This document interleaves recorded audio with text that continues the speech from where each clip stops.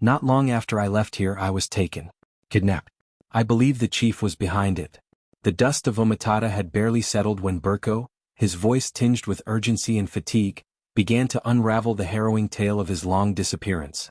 As the villagers gathered around, drawn by the drama unfolding before them, Burko took Adanna's hands in his, ensuring she felt the sincerity in his words. They held me in a place I did not know, far from here. I think the chief wanted to make sure I wouldn't return, to ensure that he could manipulate his way back to you and keep his power over Umatata without me to challenge him. Adanna's heart pounded as fear and relief collided within her. Kidnapped? Tears welled in Adanna's eyes as she listened to Burko's tale of survival and escape. The villagers murmured among themselves, the pieces of a sinister puzzle falling into place, revealing the depth of the chief's treachery. Burko stood before them, his presence commanding yet humble. My people, I have returned not just to clear my name but to reveal a truth that has long been buried beneath lies and deceit. The children who were claimed to be mine are indeed not, Burko announced, his voice steady and clear. These DNA results, he waved the envelope for all to see, prove without a doubt that they are the children of Chief Okoro. The villagers eyed Burko with suspicion.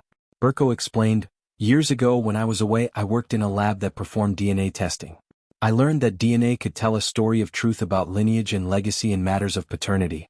Before I left Umatata months ago, I had secretly secured DNA samples from Chief Okoro and all involved. Gasps rippled through the crowd as the weight of Burko's words settled over them. All eyes turned to Chief Okoro. Murmurs turned into shouts of anger. Chief Okoro, who stood among them, his usual commanding air now faltering, could no longer hide behind his lies. The chief, who had been silent until now, realized the gravity of his situation as the eyes of the villagers turned towards him, their expressions hardened by the truth of his actions.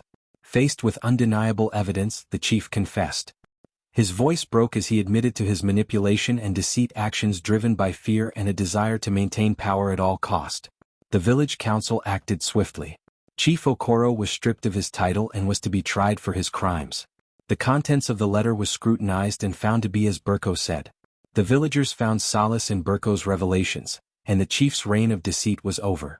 In the days that followed, Adanna's father could not ignore the transformation in his daughter. Her happiness was palpable, and her maturity shone through every action. She had blossomed into a woman of strength, guided not just by tradition but by love. Burko's presence in her life had nurtured this growth, and soon, even the most skeptical of her relatives admitted to her transformation and came to accept Burko. Adanna's father watched as Burko treated his daughter with respect and kindness. The love between them was pure, unburdened by the weight of societal expectations. One evening, under the orange glow of the setting sun, Burko approached Adanna's father. Dressed in the traditional garb of his ancestors, the vibrant Kent cloth symbolizing both his heritage and his resolve, he humbly asked for Adanna's hand in marriage. Sir, Burko began, his voice steady but filled with emotion, I have come to ask for your blessing. I love your daughter deeply and I wish to marry her, to honor her and build a future together. My daughter has never been happier. I could not have asked for a better man to care for her. Yes, Burko, you have my blessing, my son, he replied. Later, as Burko looked into Adanna's eyes, he whispered, I've loved you since the moment I returned to this village, Burko began, his voice steady but filled with emotion.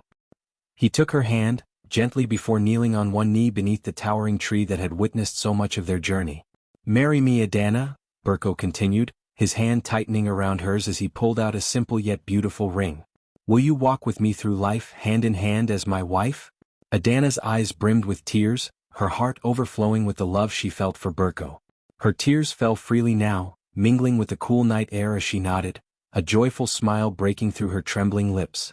Yes, Burko, she said, filled with love and certainty. Yes, I will marry you. Her head spinning under the canopy of stars that twinkled above them. The world felt right, whole, as if the universe itself had aligned to bring them together in this moment. On their wedding day, the sun shone brightly, casting a warm glow over the village. Adanna's father smiled as he walked her toward Burko, who stood tall in his Kent cloth, heart swelling with pride. Adanna, radiant in her blue and gold gown, wore a beautiful geli, adorned with gold jewelry, passed down through generations. A vision of grace and loyalty. Burko looked at her with love and admiration. He had never seen anyone more beautiful. Their wedding was set under the same baobab tree, its branches witnessing yet another pivotal moment in their lives.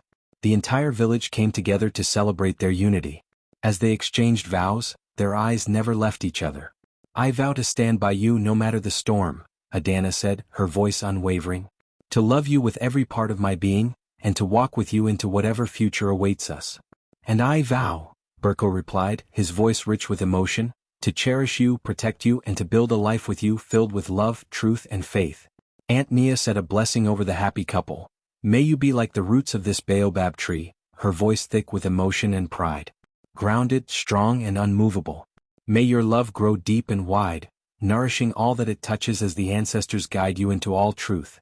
When the ceremony ended, Adanna abandoned her elaborate headgear, slipping back into her usual modest attire. As the night descended and the villagers dispersed, Berko and Adanna returned to the old tree, their tree, where they sat beneath its sprawling branches, the stars once again watching over them. "When I was kidnapped," Berko began, "I met an old man who spoke of people without a leader. They were scattered because they walked away from their God.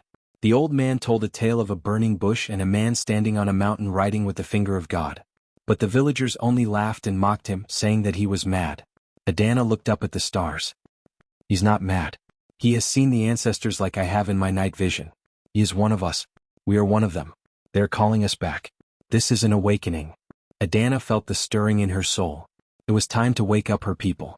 She understood the richness of her heritage and the wisdom in her roots. A resounding echo burned in her heart, "Tell my people." Berko and Adanna understood their connection to the divine, and the path laid before them. They embraced their calling, walking in the wisdom of the ancestors and the essence of truth. Together they will lead their people toward truth. "The awakening has begun," Adanna whispered.